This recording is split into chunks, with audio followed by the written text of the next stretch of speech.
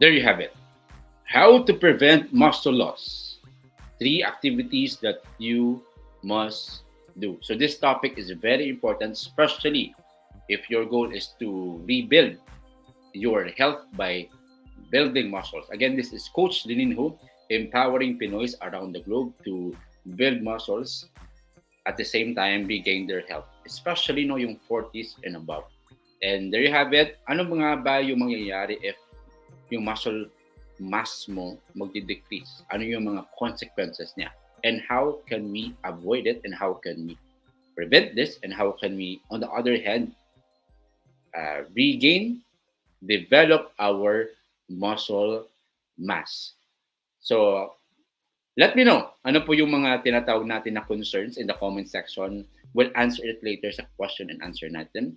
Ano po yung last meal natin? Let me know in the comment section as well. Where are you tuning from? Saan po tayong parte ng bansa, or even if you're watching abroad, let me know so I can acknowledge you. I hope you are safe and well, kasi kanina of course we know here sa north, no, naglindol sa north, usually yung tinamaan around 7.3 yung magnitude. Hopefully okay lang po tayo dyan. Dito sa place ko around 4 point something, nasa 42nd floor ako, so kanina ramdam ko yung lindol. How about sa place nyo dyan? Kamusta yung impact, or hopefully wala ng aftershock? Ingat po tayo. And of course, if you're sa place na malapit sa ocean, tawag ba doon, sa dagat, of course, meron tayong protocol from our experts na go ka muna sa mga places na safe for you. There you have it. We'll have this short video, and after this, we'll discuss this important topic.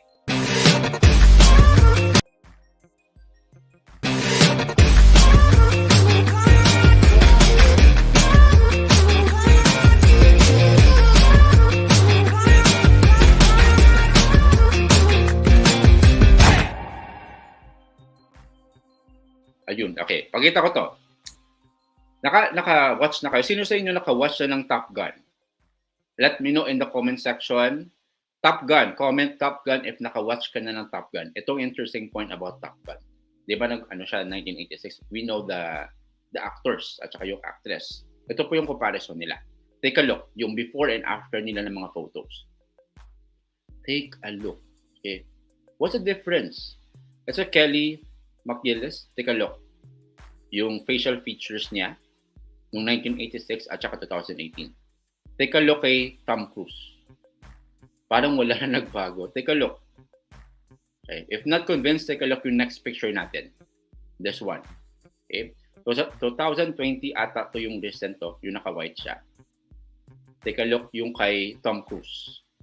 Ayun. Okay. Why do you think so? Normal lang ba to have what we call aging? And how do you define aging? No? Kasi dito kay Tom Cruise, you can see the huge difference talaga with his body composition. The number one thing that you will notice is yung body composition, yung muscle mass niya is retained. Of course, merong iba yung physique niya noong 1986, but you can see talaga yung facial features niya, no? Grabe. Parang konti lang nagbago. Why do you think so? Why do you think is the number one reason bakit na-retain to ni Tom Cruise? Okay. Why do you think so? Hello to you, Ma'am Teresa Di Pamailo, ang avid natin consistent star sender supporting our campaign. Thank you very much, ma'am. Hello to you as well, Sir Mario. Good evening to you as always. Consistent watching dito sa live natin. Okay. So, going back to my question, why do you think so? Is it possible to reverse aging? Okay. Posible nga ba ma-reverse yung aging? Well, ito po yung mga facts. I will talk about facts first, and let's see if we can, in a way, shed light on the idea of aging. Ito po yung very important point. After age 30, usually po ang nangyari, you will lose around 1 to 2% of your muscle mass every year when you hit the peak of 30 years old. So, do the math.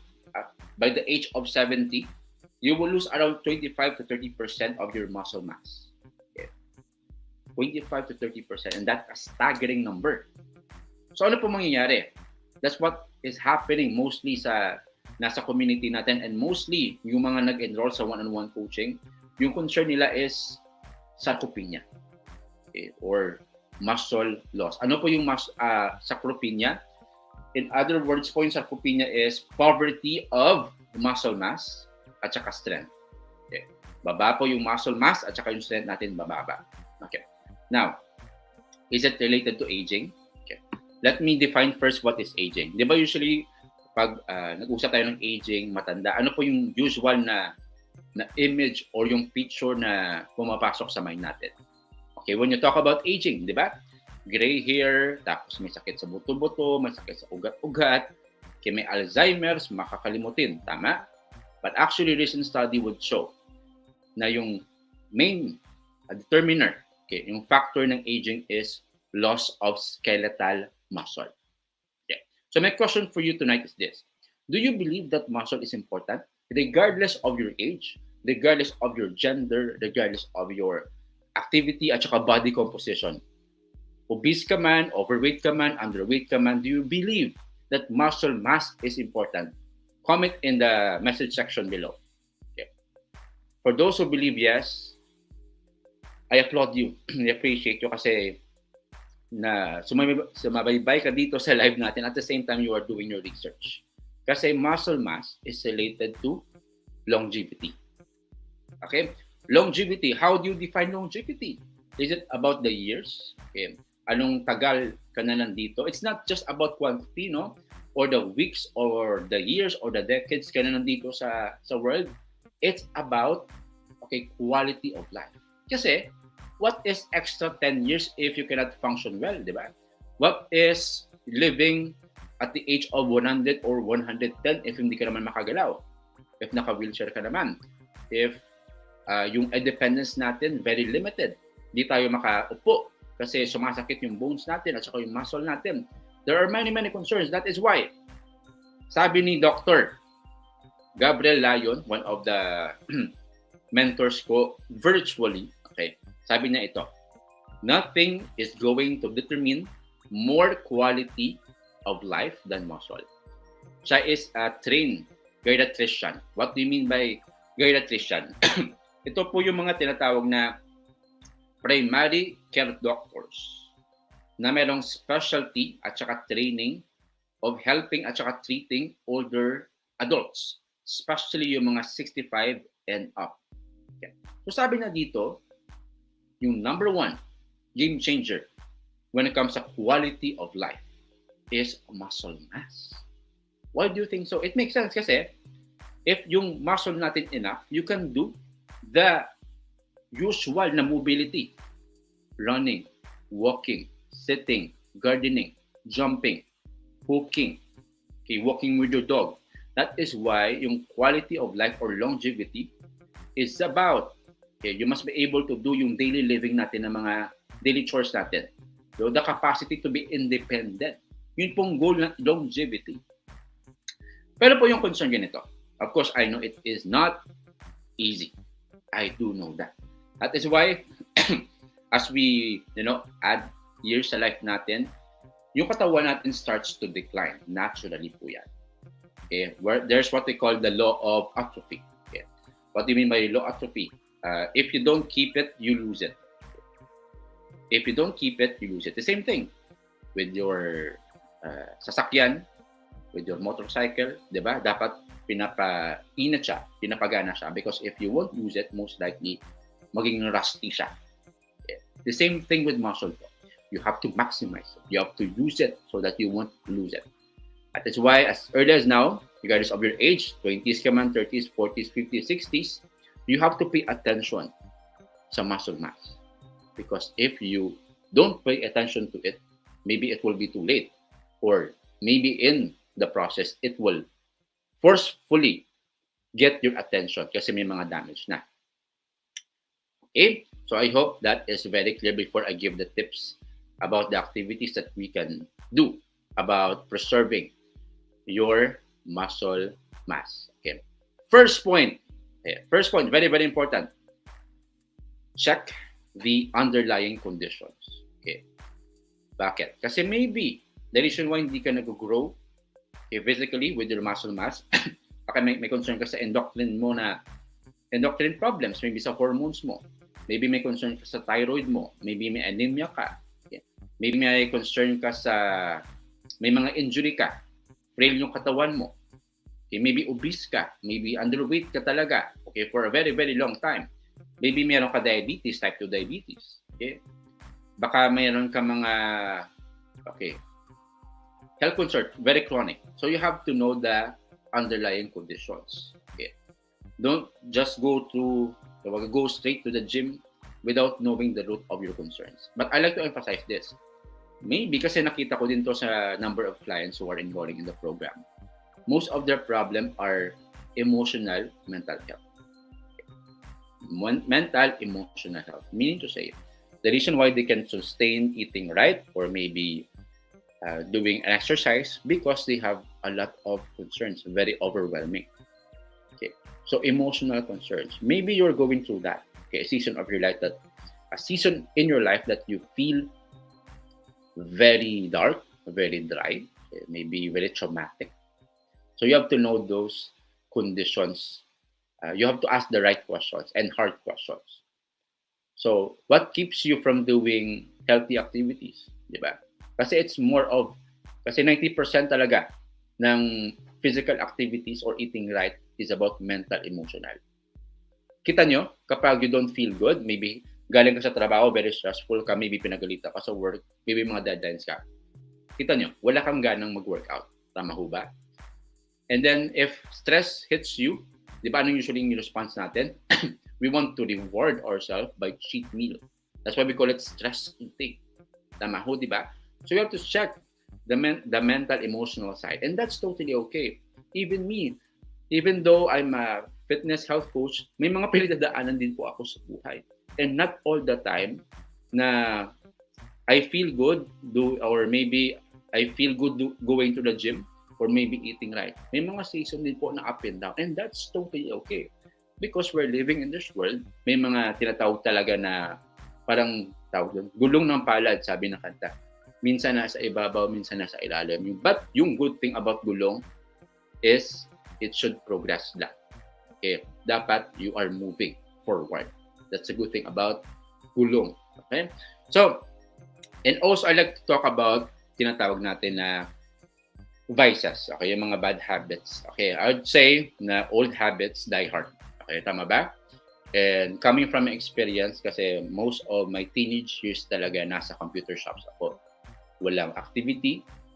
Imagine niyo I'm sitting, looking at the computer, playing video games for straight, minimum, 8 hours every day.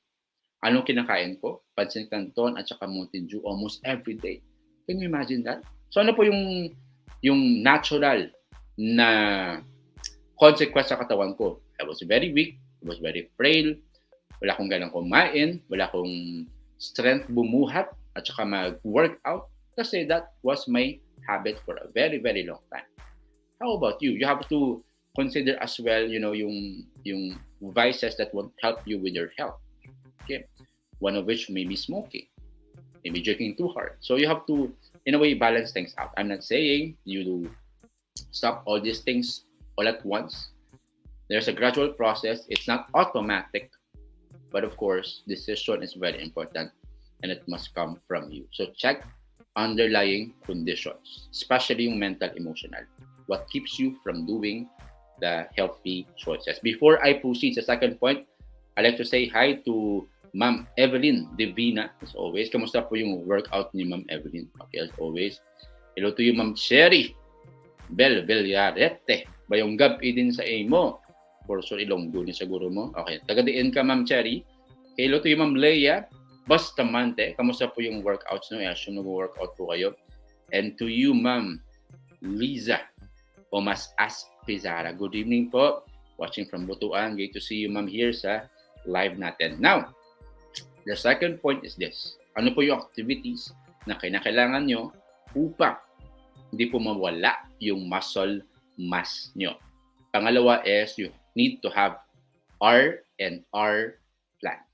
Ano po yung R&R? Okay. Sabi nila rest and recovery. Okay. So if you're working, no, especially sa BPO, usually iniuse yan na terms. But what I mean by R&R here is refuel and recover plan. So refuel means yung nilalagay natin sa katawan natin upang mag-function siya well at saka man-nourish mo siya well. So my question for you is this. How is your refueling plan? Tina-target mo ba yung protein mo everyday? Okay. May tinatake ka ba na mga nutritional na intake para ma-deal yung concern mo? Maybe you have concern sa sleep. Maybe sa nerves mo. Maybe sa joints mo. Okay. Maybe you have concern when it comes sa magnesium, deficient ka sa magnesium, maybe sa iron, maybe sa electrolyte. So you have to list down yung mga essential na mga nutrients for you based din po sa needs nyo. I'm not saying na i-take nyo lahat ng mga supplements. I'm not saying that, and I don't recommend it for you as well. Okay? What I will recommend is to identify the problem so you can focus with that. Kahapon, I have a new student sa program. Imagine niyo 72 years old. Okay. Part ng one-on-one coaching personalized program natin dito sa Work the Grind is meron kang nutritional plan. So after series of assessment, as a question, salaman natin may problema siya sa sleep. So what did I recommend? Magnesium. Meron siya concern sa nerves niya. So what did I recommend? B vitamins. May concern din siya sa joints niya. So what did I recommend? Glucosamine. So yun po yung mga dapat nyo i-prioritize, yung mga problems nyo lang. So that you can deal with the problem. Okay? So you can, in a way, mitigate or lessen yung impact niya. Okay? But here, when we talk about muscle mass, okay, preserving it, you have to prioritize yung protein. Okay? How I wish I can remind you every day that protein is very, very important. So maximize that. You have to know the plan. Ano po yung mga serving natin? Usually po, when we talk about protein, parehas lang po yan. Usually, when you talk about protein, ano po yung mga protein sources? Chicken, beef, pork, fish, eggs. Tama ko, di ba? Nagkaiba-iba lang po sa servings. Yun lang po. So, you need to have a plan with your protein needs at saka serving lang. Doon lang siya magkakaiba. A very important point from Stephen Covey, sabi niya, wars are won in the general's tent. So, dapat po may plano po tayo. At saka backup plan. I'm not saying you become rigid sa plan nyo, but at least you need to know ano po kakainin nyo mamaya. Ano po kakainin nyo tomorrow. Ano po yung grocery list nyo. Kasi kapag walang plan, most likely ano-ano lang yung bago yun yung gagawin nyo. Tama ho, di ba? So, you need to stick with the plan and be flexible. And I always say, don't change the goal, change the plan. Okay? Be flexible, but at the same time, you need to have a goal. All right, po? So before I give the third point, I'd like to say hi to our live viewers. Hello to you, Ma'am Hilda. Hilda, very consistent to sa workout. It is an example. She is an example na age is not an excuse. Nakita niyo yung profile picture ni Ma'am Hilda. Okay, naka-planking, naka-smile. Okay, sino po nakilala niyo na nagpa-planking, nagsa-smile? Okay. Based on my experience, wala pa. Ito pa lang si Ma'am Hilda. Okay? So, kudos to you, Ma'am Hilda. Pagpatuloy mo lang yung workout plan mo. Hello, Ma'am Cherry. Taga-Bacolod ka man gali. Tingala ko may katampis ang imo yung home. Oh. Okay. Hello to you, Ma'am MJ. Pais. Of course, Ma'am. Congratulations sa step-up challenge mo. On the way na yung protein price mo at saka yung mga shirts na binili mo. Thank you for believing on the campaign. And thank you as well to my brother. Okay. From another mother. Okay. Si Brother Deo. Okay. Nag-workout to. Legit to. Taga-Bacolod din. Hello to you as well. John Hadrin. Hopefully, sir, okay yung pag-pronounce yung name nyo. Good evening po to you. Okay. And then, ang ganda po ng profile pic nyo. Okay. Mahalin natin yung Pilipinas. Okay. The third point is, okay, before I give the third point, no, you need to have R&R plan, number one. And number two, and number one, you need to check the underlying conditions. Okay? Number three, okay, training for health. Okay. What do you mean by that? Training for health. Okay. If you're working out right now, let me know in the comment section, comment training. Okay. ito po questions ko, especially sa mga seniors. Okay, I need to give you a visual representation talaga what's happening with our health, and I'd say, okay, respectfully, na this one is more crucial than the pandemic COVID-19. Millions of people are being disturbed at saka being limited because of lack of information about training at saka muscle mass. Okay. Now, ito pong question ko. Ano po yung setup usually when you retire? Especially sa mga seniors natin, 60 and above. Ano po usually nangyayari? Okay, describe niyo po. Imagine niyo po. Maybe you have a relative, maybe a neighbor, okay, nag-retire, nag-pension. Ano po usually nangyayari? Okay. Ano po? Di ba usually nasa bahay, may mga activities like cooking, walking, watching TV. Okay. Yun po yung mga activities. And that is the concern. Kasi, yung activities natin, nag-drastic yung pag-change from being active in the work, okay, to being passive at home.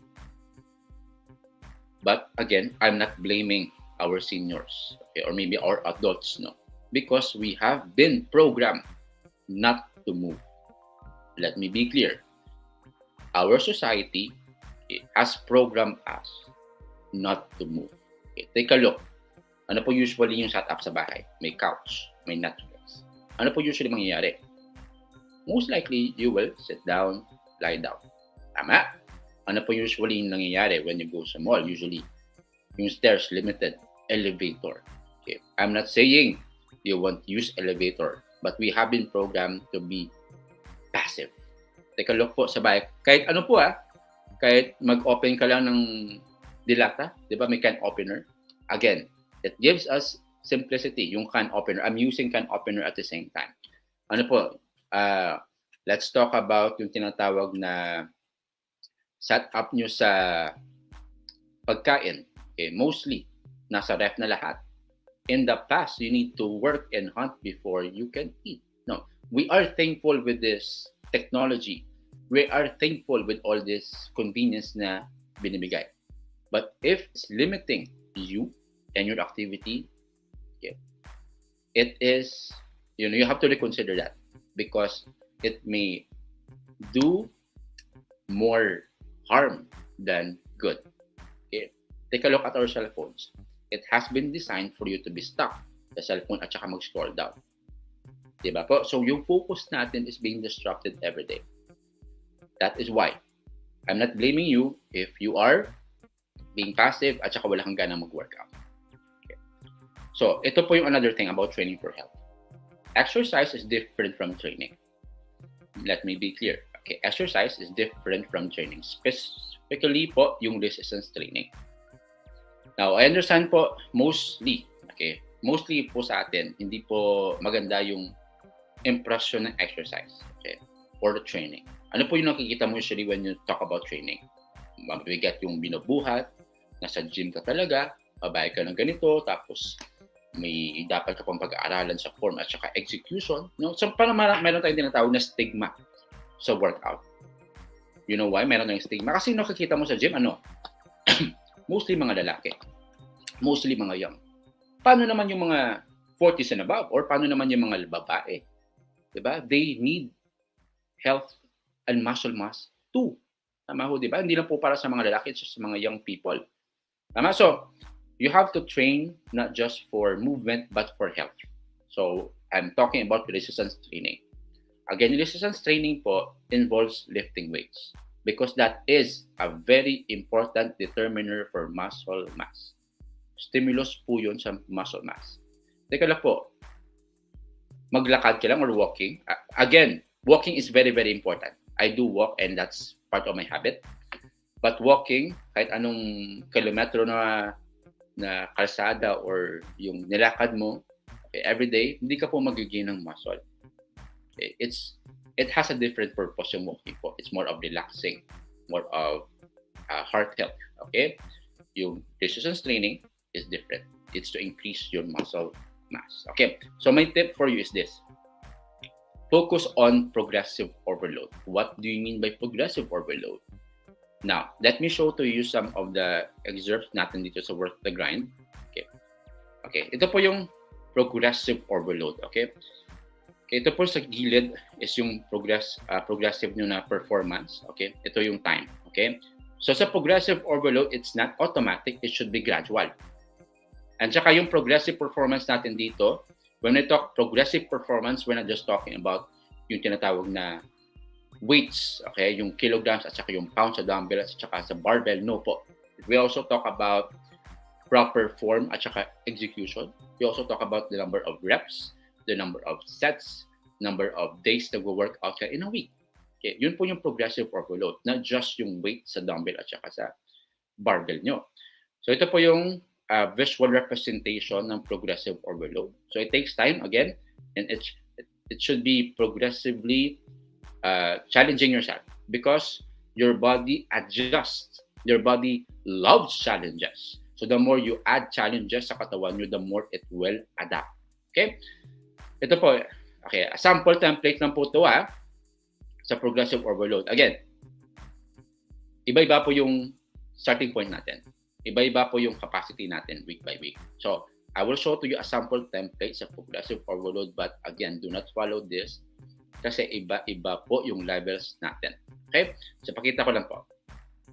Sabi dito. Okay. So, for example, sa bench press mo, first week mo, 10, 10, 10. Yung reps mo, 3 sets siya. Tama? Yung weight sa 30 pounds. Okay? Second week mo, may changes na. So, this one, nag-4 sets na siya. So, 15, 12, 10, 10 na siya. 30 pounds still, yung weight niya. On the third week, bumalik ka po sa 10, 10 reps. 3 sets na lang po. Pero this time, nag-35 pounds ka na. Nag-add ka na ng 5 pounds. Okay? So, the principle again is there are many ways to progress. Okay? But there must be a structure. Kasi kapag walang structure, di po mo malaman kapag nag-increase yung intensity ng workout mo. Come what may lang. So workout ako today, bench press, ano ba? 5 pounds, 10 pounds. Ano bang reps? 8 ba or 5? Bahala na. Okay. Second week, ano bang gagawin ko ngayon? Bench press. Anong weight ba yung last time ko? Nakalimutan ko. So, walang structure. So, napaka come what may, wala ka pong direction. There must be a blueprint po sa workout nyo. Sa bahay nga may blueprint, no? How much more your very expensive at priceless body. So you need to have a blueprint with your workout so that you can follow the process sa progressive overload. Again, the number one principle sa progressive overload is safety. So I do recommend for you, if you have the luxury to have a coach, go for it. Not necessarily sa amin. You can have it sa gym.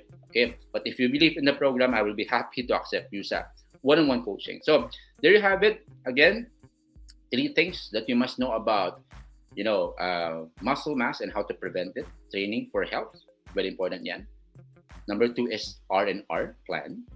At saka yung number 1 natin dito is yung tinatawag na check your underlying conditions. Okay? Sa iba, wala pa kayong ebook. Okay, let me know. Share this video. Okay, message me directly and we'll give you your ebook completely free. Now others, alam ko mostly sa inyo po, sinashare nyo po yung video kahit may ebook na kayo. So thank you very much. You're sharing the video because you believe on our campaign. Make Philippines healthy. So thank you po for sharing. Thank you po for believing on the campaign. And again, for those of you who are in need of one-on-one coaching, you don't want to go through yung tinatawag na trial and error. Pwede ba sa akin to? Ano bang gagawin ko? Okay.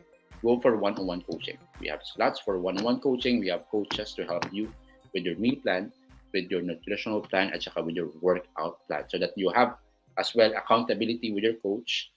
So that guided po kayo. Sa hindi pa naka-follow ng page ko, I will appreciate if you can like and subscribe. Subscribe talaga. No, follow my page so that you will be updated sa mga live natin at saka sa mga events natin. We will announce the next challenge natin real soon. Hopefully this week po kasi medyo nagka-busy lang for coaching na for this week. But I will make sure na matapos natin yung mechanics natin for another challenge natin. So I hope that you can join sa next natin na challenge sa lahat natin ng mga listeners. And again, if you want to take part of the movement of Child Hope Philippines. Okay, helping the street children be their hope. You can have this shirt, and by having this shirt, you are helping the street children. Okay, to be their hope. There you have it. I'd like to say hi again to all our listeners. Thank you po sa inyo lahat. Hello to you, John. I hope yung husband ko will be low carber na sana kasi ako last year, November, started low carb. Lots of changes happen po. Girl po ako, name ko ng son. Okay, thank you po for clarifying. Actually, medyo na-confuse ako kanina nung na-mention ko, John. Nag-take a look ako sa profile picture niyo. So, yun pala na yung anak niyo po, yung Facebook na ginagamit. Okay, so there you have it. So, be a good role model, ma'am. So, what you're doing, okay, most likely po, if you're continuing what you're doing right now, most likely your husband will be curious soon and will ask you, ano bang ginagawa mo? Bakit sobrang healthy mo, sobrang active mo? So, keep going lang, ma'am. And then, all the best sa journey niyo na ipa good influence ka po sa husband niyo. Hello to you, ma'am. Faye V. Celerio. Great to see you, ma'am. Parang new ka po dito sa live. So, thank you very much po for staying here. And hello to you again, Ilonggo. Asawa manak. Ilonggo manigali, oh.